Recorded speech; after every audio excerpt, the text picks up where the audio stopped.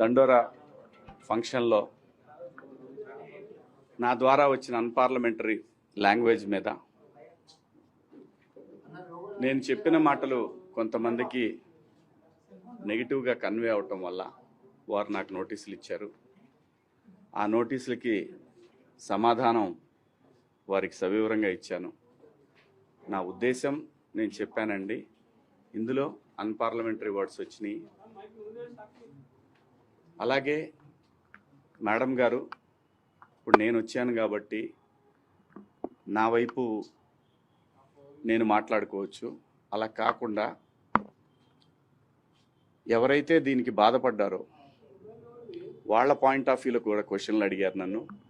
అన్నిటికీ సమాధానం చెప్పాను. మేడం గారు ఏమంటారంటే, మీది ఒక ప్రజల్ని ఇన్ఫ్లుయెన్స్ చేసే మీడియా కాబట్టి ఇవాళ మీరు అన్నారు కాబట్టి రేపటి నుంచి అందరూ అయినదానికి కానిదానికి ఆడవాళ్ళ మీద కామెంట్లు పెడతా ఉంటారు కదా అంటే, కరెక్టే మేడం, ఒక ఇన్ఫ్లుయెన్స్డ్ పర్సన్గా దయచేసి దీన్ని ఆపేద్దాం. ఎందుకంటే సమాజంలో ఇంకా చాలా విషయాలు ఉన్నాయి. ఇది మేడం గారు చెప్పిన దాని ప్రకారం ఎవరిని హర్ట్ చేయాలని కాదు, ఎవరిని ఇబ్బంది పెట్టాలని కాదు మేడం. నేను జరిగిన సంఘటన చూసి